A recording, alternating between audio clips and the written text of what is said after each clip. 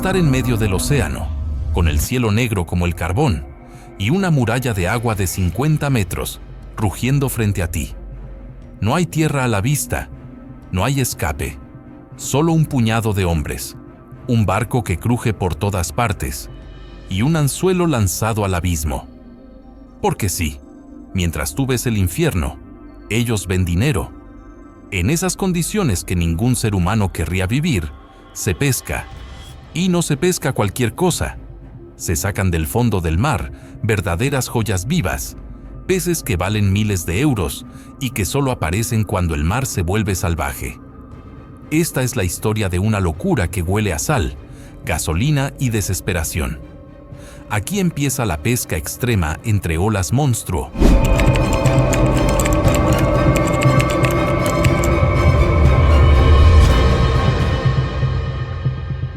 Y por cierto, recuerda a suscribirte y dejarnos un comentario para ayudarnos a hacer la comunidad más grande de pesca en YouTube. Cuando el océano se vuelve violento y los barcos se tambalean como juguetes, comienza la pesca más rentable del planeta.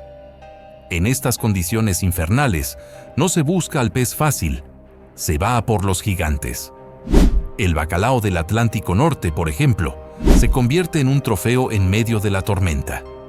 Los más grandes pesan más de 40 kilos y se cotizan como oro en mercados de Noruega y Japón. Pero si hay una estrella en este caos salado, es el fletán negro. Un pez que puede superar los 2 metros y que vive en las profundidades donde la presión mata a cualquier otro ser. Sacarlo del agua entre olas que rompen la cubierta es casi imposible, pero un solo ejemplar puede venderse por más de 1.200 euros. También está el rape, ese pez feísimo que parece salido de una pesadilla, pero cuya carne es considerada un manjar. Se pesca a más de 600 metros de profundidad, justo cuando el mar ruge más fuerte. Y por si fuera poco, hay cangrejos reales, langostas naranjas y hasta merluzas gigantes que solo se dejan ver cuando las aguas se agitan.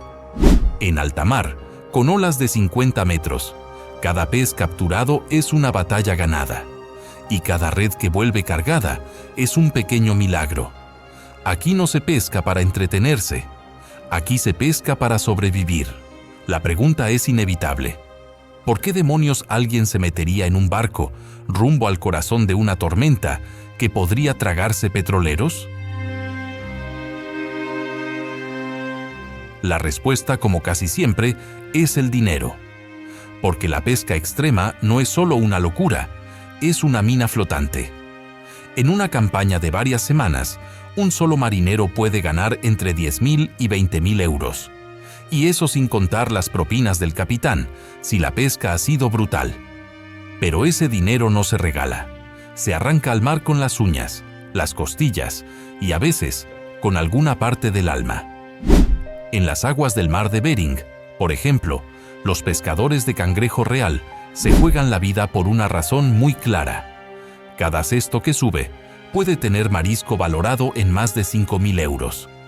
En Noruega, los arrastreros que van tras el fletán negro pagan comisiones por tonelada, que hacen que el sueldo mensual de un marinero supere fácilmente el de un ingeniero en tierra firme. Cuanto más brava está la mar, más sube el precio del pescado en subasta. Los mercados saben que esos peces vienen con riesgo y los pagan como si fueran joyas. Pero también hay trampa. Si la pesca sale mal, si el barco sufre daños, si alguien cae por la borda, no hay indemnización que lo compense. Aquí se juega a todo o nada. El que se sube a ese barco no firma un contrato, firma una apuesta. La tormenta es el croupier, y no suele tener piedad. No estamos hablando de simples barcos de pesca. Estos son verdaderos monstruos de acero, diseñados para aguantar golpes que harían añicos a un edificio. Los barcos que se aventuran en medio de olas de 50 metros no flotan, sobreviven. Se llaman arrastreros oceánicos de alta mar, palangreros blindados o incluso rompehielos híbridos reconvertidos para la pesca industrial. Algunos miden más de 90 metros de eslora y pesan más que un Boeing 747 cargado. Y aún así, se doblan como una tabla de surf cuando la naturaleza ruge con fuerza. El casco no es de chapa cualquiera.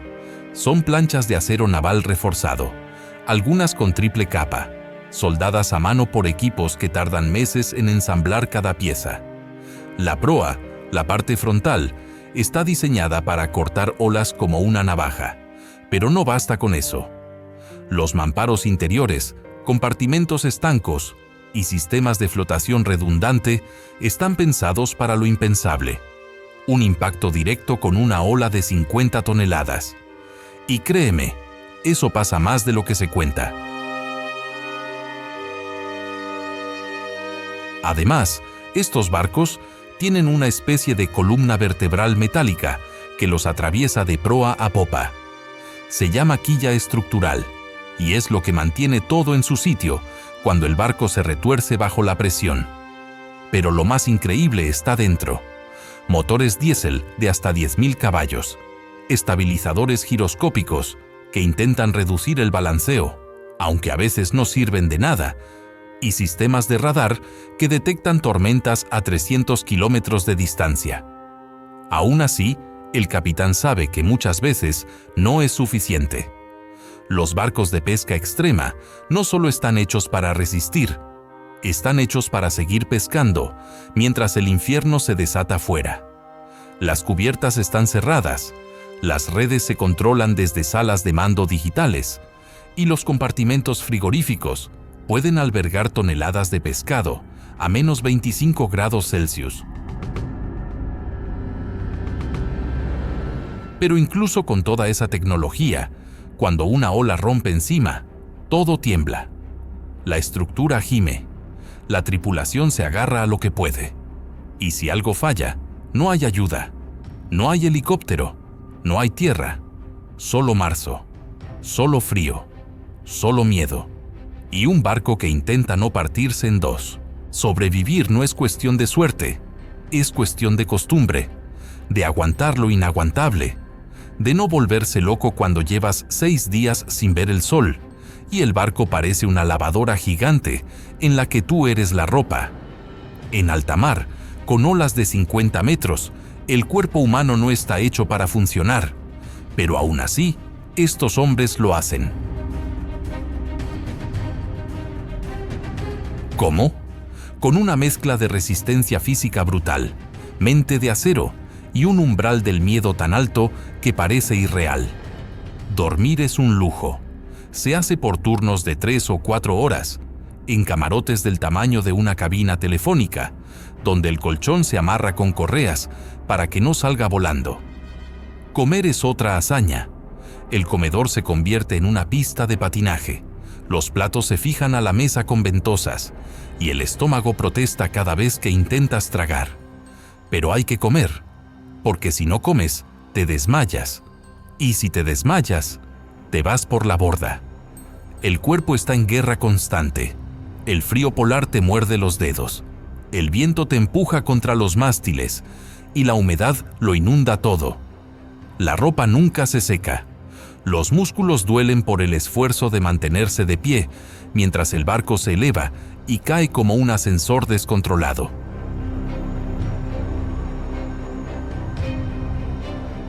Las manos acaban en carne viva de tanto tirar redes, enrollar cabos, levantar cajas que pesan más que una persona. Y todo eso con guantes congelados, mientras el agua salada te golpea en la cara como si fueran piedras. ¿Y la mente?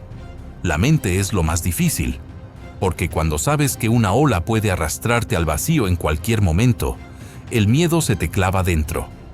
Algunos veteranos aprenden a ignorarlo, otros lo convierten en energía, pero muchos no aguantan.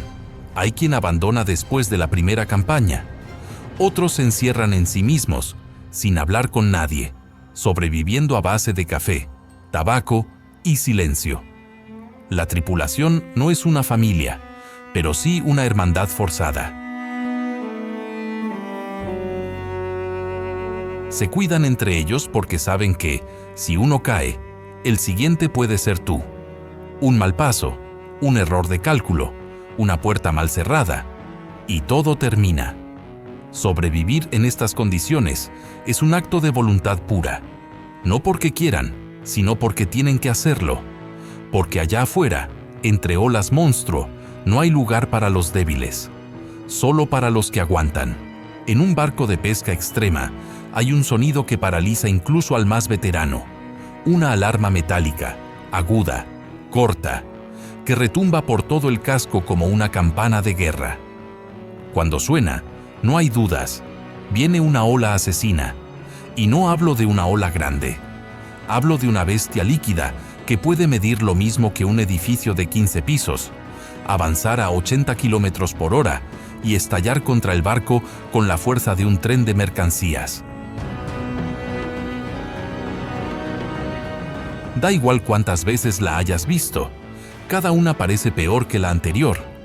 Esta alarma no es decorativa, está conectada al radar de ola profunda, un sistema que escanea la superficie del mar en busca de esas anomalías que rompen todas las reglas.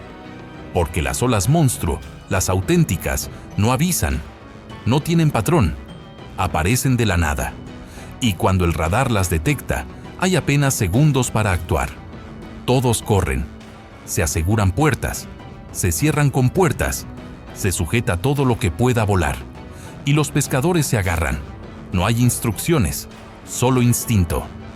En ese momento, la vida se resume a una sola pregunta. ¿Aguantará el barco? Las olas asesinas no solo golpean, rompen ventanas, destrozan antenas, inundan la sala de máquinas, han hundido superpetroleros, han partido cargueros por la mitad. Y en un barco de pesca, con cubierta abierta y redes desplegadas, el riesgo es aún mayor.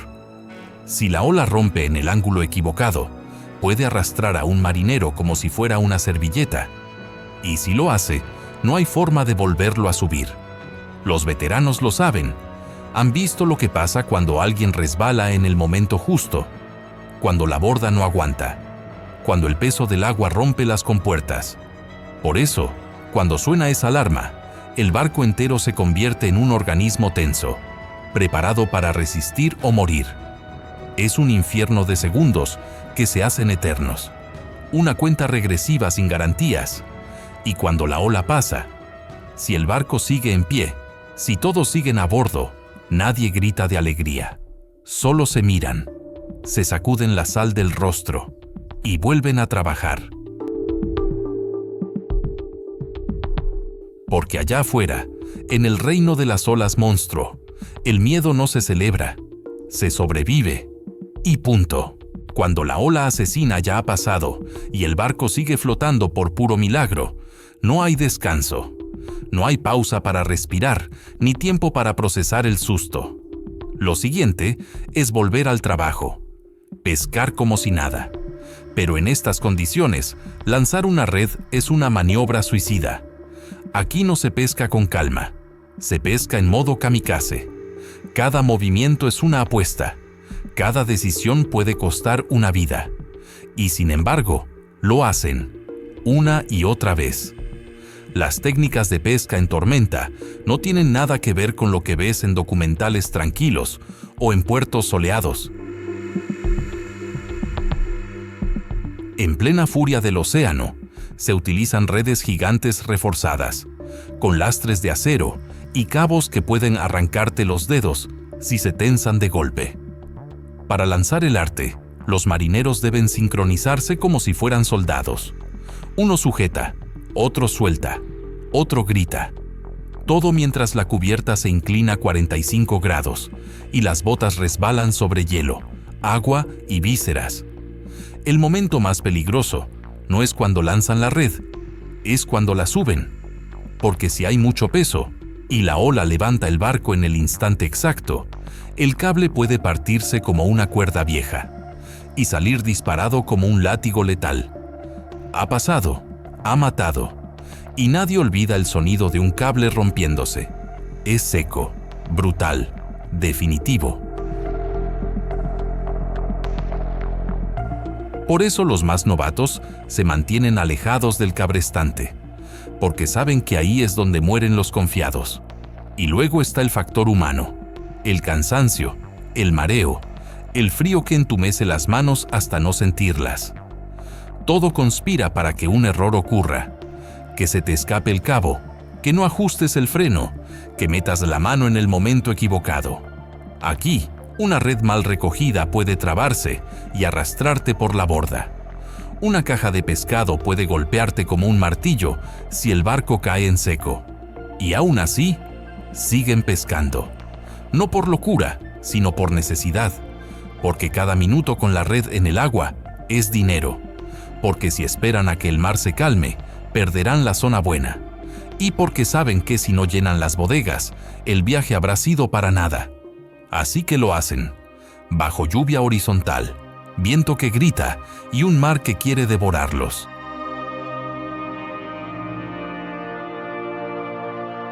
Los pescadores trabajan como si el infierno fuera su rutina, porque en cierto modo lo es.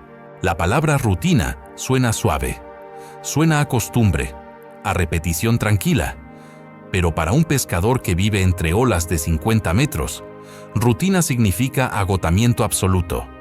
Significa no saber si es lunes o jueves. Significa que el cuerpo te grita que pares, pero tú sigues, porque no hay otra opción. En alta mar, bajo tormentas constantes, los días no se cuentan por horas. Se miden a turnos. Turnos que nunca se acaban. Muchos trabajan 20 horas al día durante semanas enteras. Se duermen sentados, con el traje mojado puesto, entre sacudidas que harían vomitar a cualquiera. De hecho, vomitan. El mareo no se va, se acostumbra. Hay quienes pescan con una mano y sujetan una bolsa con la otra. Pastillas contra el mareo, chicles con escopolamina, inyecciones. Nada lo elimina del todo, solo lo hace soportable. Y aún así, tienen que caminar sobre hielo, tirar de redes que pesan 1 tonelada y cortar pescado con cuchillos afiladísimos, mientras el barco baila como un borracho. El frío es otro enemigo silencioso. No es el típico frío de invierno. Es un frío que corta, que entra por los guantes, que te quema la cara como si fuera ácido. Las manos dejan de responder. Los pies se vuelven bloques de hielo. Y cuando te quitas los guantes un segundo para desenredar algo, sientes como si la piel se fuera a rajar. A veces no la sientes. Y eso es peor. Porque si no sientes, es que estás al borde de la hipotermia. El cuerpo se va deteriorando poco a poco. Ampollas en las palmas, cortes en los dedos, hematomas en las piernas, de tanto golpearse con las estructuras del barco. Las uñas se ponen negras, los ojos enrojecidos. El olor a gasoil, pescado podrido y sudor seco impregna cada centímetro del casco. Y sin embargo, nadie se queja, porque todos están igual, porque saben que esa es la moneda de cambio. ¿Quieres cobrar bien? Tienes que pagar con tu cuerpo. No hay espacio para el lujo. No hay calefacción suficiente. No hay ropa seca. Solo hay trabajo, café recalentado, cigarrillos empapados y una radio que suena en ruso, en noruego o en ningún idioma.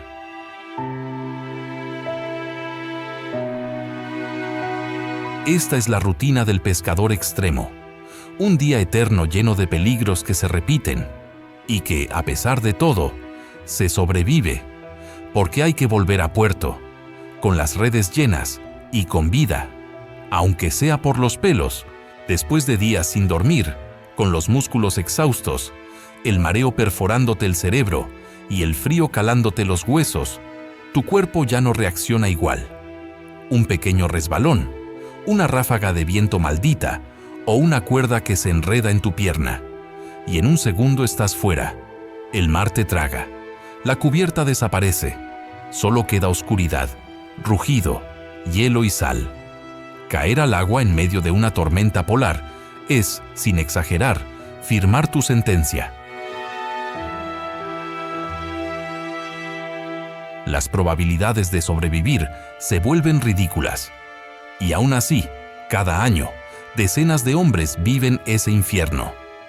A una temperatura de menos 1,5 grados Celsius, que es habitual en aguas del mar de Bering o del Atlántico Norte en plena temporada, el cuerpo humano entra en shock térmico en menos de 60 segundos. No es una metáfora. 1 minuto. Tu corazón se dispara, hiperventilas y los músculos dejan de funcionar. En 3 minutos no puedes mover los brazos. En 5 dejas de flotar. Y si no te recogen antes de los 10 minutos, lo más probable es que ni siquiera encuentren tu cuerpo. El mar no lo devuelve, se lo queda. Por eso, los trajes de supervivencia son obligatorios, pero no milagrosos. Se llaman immersion suits y parecen neoprenos espaciales. Están diseñados para mantener el calor corporal el máximo tiempo posible, pero llevarlo puesto mientras trabajas es imposible. Son demasiado gruesos, torpes, incómodos. Por eso la mayoría de pescadores trabajan con trajes impermeables térmicos y chalecos automáticos. El problema es que, con una ola de 50 metros, a veces ni el chaleco aparece en la superficie.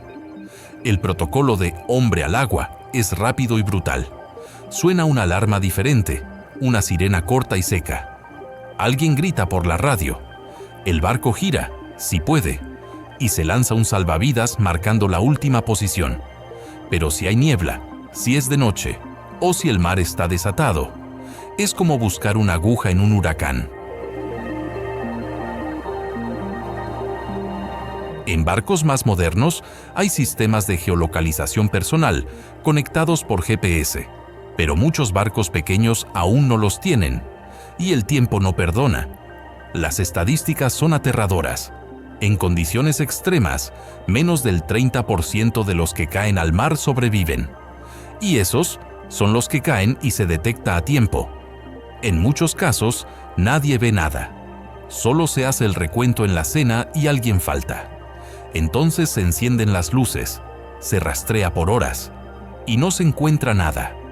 A veces el cuerpo aparece días después, enredado en redes, en otra costa, o no aparece jamás. Por eso, en cada paso sobre cubierta, los pescadores se mueven como si caminaran sobre un precipicio invisible. Se atan cuando pueden, se miran los unos a los otros, se gritan alertas si algo suena mal, porque saben que en medio del mar embravecido, incluso el más fuerte, el más ágil, el más veterano, puede desaparecer sin dejar rastro. Y la parte más dura no es caer, es saber que si caes, nadie va a poder ayudarte. No porque no quieran, sino porque simplemente no podrán. El mar es así, y no negocia. Hay un detalle que los biólogos nunca dicen en televisión, pero que los pescadores veteranos conocen bien. Cuando el océano enloquece, cuando las olas rompen como montañas y el viento aúlla como una bestia herida, las profundidades vomitan lo que normalmente se oculta. Criaturas que viven más allá de los 2000 metros emergen confundidas, arrastradas por corrientes verticales que ningún humano podría resistir. Y lo que sube no es bonito, no es amable. Es lo que inspiró los mitos antiguos y sigue ahí, acechando. Uno de los más temidos por la tripulación es el pez sable negro, Aphanopus carbo, que aunque se pesca comercialmente en algunas zonas profundas del Atlántico, en aguas tormentosas aparece en cantidades extrañas. Con su cuerpo largo, afilado como una espada, y dientes que parecen agujas quirúrgicas, puede medir hasta 1,2 metros y morder con una presión que rompe incluso guantes de Kevlar. Pero no es solo su aspecto, es su comportamiento.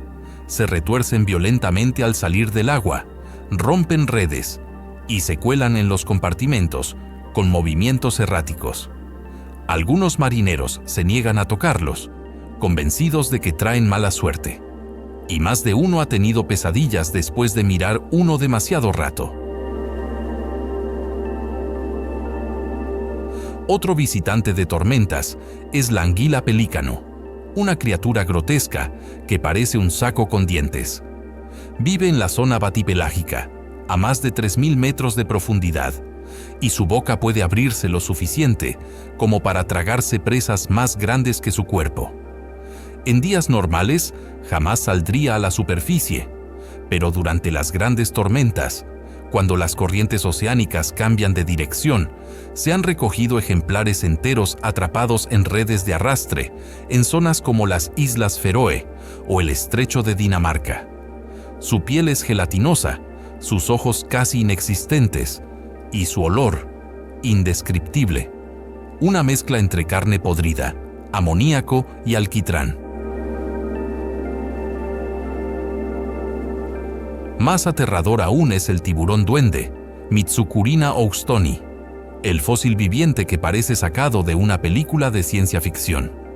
Su hocico en forma de lanza, mandíbula retráctil y ojos vacíos han hecho que se le conozca como el demonio del fondo. Aunque vive a más de 1.200 metros, ha sido capturado accidentalmente por barcos japoneses durante tifones, cuando las capas del océano se invierten. Se dice que una vez apareció uno vivo en cubierta, aún respirando, y que su mandíbula se disparó hacia adelante al contacto con la luz. Nadie se atrevió a matarlo. Lo dejaron morir solo, como si no quisieran ofenderlo. Y no olvidemos a los peces víbora y a los dragones abisales, pequeños pero aterradores, bioluminiscentes, con dientes demasiado grandes para su cráneo y cuerpos que parecen quemados. Cuando las tormentas agitan las capas termoclinas del mar, estos animales se mezclan con el arrastre y aparecen entre el bacalao o el fletán, sorprendiendo incluso a los marineros más curtidos. Algunos se aferran a las redes como si no quisieran volver abajo, como si hubieran huido de algo peor. Pero lo más inquietante no es lo que se ve, es lo que se escucha. Durante tormentas extremas, los equipos de sonar captan ruidos que no pueden explicarse. Golpes secos, patrones de eco que se desplazan a velocidades absurdas, frecuencias tan bajas que se sienten en el pecho más que en los oídos. En 1997, el gobierno estadounidense detectó uno de esos sonidos cerca de la Antártida. Lo llamaron The Bloop. Oficialmente dijeron que era hielo rompiéndose. Los marineros no lo creen, y algunos barcos tienen historias que no salen en ningún informe. Redes arrancadas sin explicación, marcas de mordidas gigantes, luces debajo del agua que se mueven sin fuente conocida. Hay relatos de algo que roza el casco durante las tormentas, algo que no aparece en los radares, pero que deja rastros de limo, de sangre o de escamas imposibles. En esos momentos, incluso el más escéptico empieza a pensar, porque en medio del caos, con el barco a punto de volcar, rodeado de criaturas imposibles y sonidos que hielan la sangre, entiendes que el océano no ha mostrado ni la mitad de lo que guarda. Y quizá, solo quizá, las peores bestias no están dormidas en las profundidades. Están esperando la próxima tormenta para subir, aunque sea por unos segundos, aunque solo sea para mirar, después de ver lo que sale del fondo cuando el mar se desata, después de escuchar sonidos que nadie puede explicar y ver criaturas que parecen errores de la evolución, la mente empieza a fallar. No hace falta caer al agua para romperse. A veces basta con mirar demasiado tiempo el océano cuando ruge. Por eso, aunque no lo parezca, los pescadores extremos no solo entrenan el cuerpo, también entrenan la cabeza, porque sin eso, el miedo te devora antes que el mar. Los entrenamientos para trabajar en estas condiciones son tan duros que muchos no los terminan. En Islandia, Noruega, Rusia y Canadá, los aspirantes deben pasar pruebas físicas al nivel de un militar. Nadar con ropa pesada, levantar pesos con frío extremo, soportar mareo inducido en simuladores de barco que se mueven como una licuadora. Pero lo más brutal es el entrenamiento psicológico. Se hacen prácticas en simuladores de tormentas con luz estroboscópica, alarmas reales, ruido ensordecedor y grabaciones de pánico para probar tu resistencia mental. Algunos vomitan, otros entran en crisis de ansiedad, y los que aguantan son los que embarcan. Una parte fundamental del entrenamiento son los ejercicios de supervivencia en el agua. No se hacen en piscinas tranquilas, se realizan en tanques con olas artificiales, temperatura bajo cero y viento forzado. Tienes que meterte con ropa de trabajo, buscar una balsa salvavidas inflable, meterte dentro con tus compañeros y soportar el frío por más de 1 hora. Todo mientras gritan, lanzan agua con cubos y simulan pérdida de contacto con el barco. La idea es simple.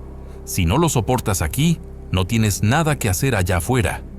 También se entrenan en primeros auxilios avanzados, porque en alta mar, el hospital más cercano puede estar a 1000 kilómetros. Un pescador debe saber vendar heridas profundas, detener hemorragias, reanimar a un compañero y administrar inyecciones en medio del oleaje. En algunas tripulaciones hay médicos a bordo, pero en muchos casos, el más veterano hace de médico, psicólogo y líder.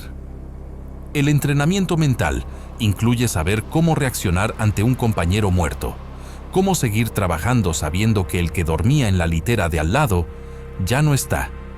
Y luego está el entrenamiento silencioso, el que nadie enseña, el que se aprende con el tiempo, el de saber cuándo no mirar al mar para no imaginar cosas.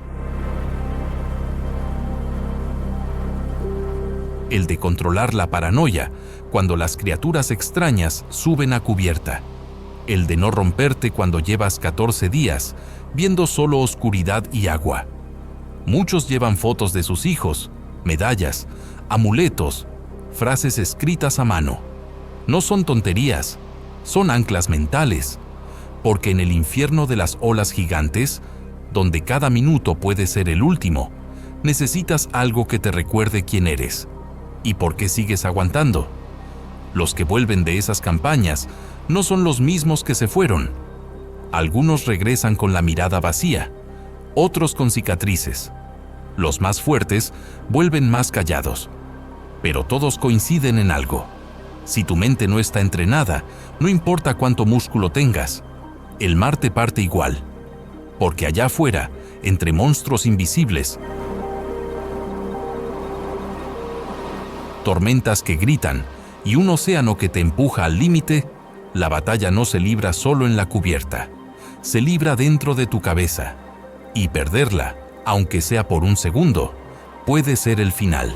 Si has llegado hasta aquí, solo puedo decirte una cosa: gracias, de corazón, porque aguantar este viaje entre tormentas, monstruos marinos y pescadores al límite no es para cualquiera. Eso significa que tú también tienes alma de explorador, o al menos curiosidad por los rincones más salvajes del planeta. Si te ha impresionado todo lo que ocurre allá afuera, en medio del océano embravecido, imagina lo que aún queda por contar.